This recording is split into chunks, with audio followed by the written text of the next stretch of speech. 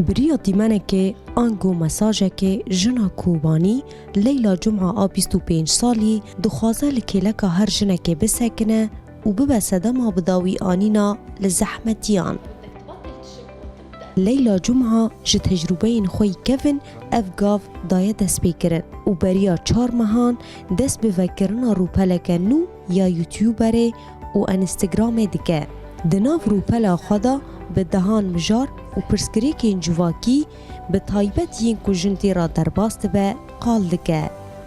تماشاوان هیجا ایرو ام میوان لیلا جمعانه کو بریا توری مدیا جواکی دخوازه خواه بگینه هر جنکه کو راستی زحمتیان ته بریا دیمنه که آنگو نویسه که.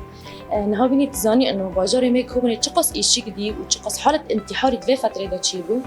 فهدف من سرا من وصف ها فکر انه ام کانه بشتو جوی حال نفسیه در کبن یعنی ام بخواه قدوش نفسي خرابن ام بخواه سر نگی خواب بسکنن نفسي خرابن ام کی بخواه دستی خواب بگرنه کانه بشتو در کمه جوی حاله نها بریگش کی نها نجاح ما بینی رو که دیدن اکید نه صبر گرگه وعی گرگه جهد گرگه و بریگش کی او ایمانی تی قوون نمی تقریبا 3-4 ماه هم دست بیتشتی گریه و که بیجی انه ویدیو سر انه تشتق اعتماد سر نفسي خادیش تو به حال نفسیه در کویش تو بخواه تشتکی جی خارج نفسي خارج چی هاز پرسکه دیجی بکم اف دیمنین کت بلاو دکی یعنی تمن جنان یانجی کسی هانه کتش بوان دیمنن حاضر دکی تنی جنن لی بگشتیه والله أنا محدداً بس هدفي من جوا فيديونا إنه هر كس استفادة ببنيه طبعاً يقدر أصحاب قولوا لكن نجش ما في داره طبعاً بني عم زونن إنه نجاح ولا قوة نقولوا فإنه قوة إيه ما فهم كري بي إيشيك أو قوانة النجاح بي أو تعب وجهد أكيد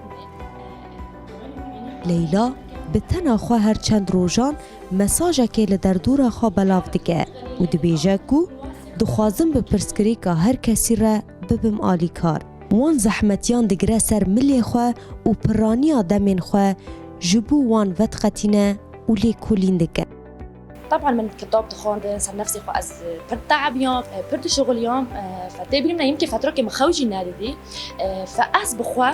مزونبو انه معاناه حياتي شتوني نام برتش دين بر معاناه دي فالحمد لله بفضل خودي وجهدي خوا مكونبو اشتوجي در كافم فهمت خص اسبيري سوري انه بملاتي خوا قدم انه دستي وان بقرم وان ساعد بكن بنشتو من نفسي خوا ساعد كده در كاتم فاست خازم انه او نوجي انه دستي وان بقرم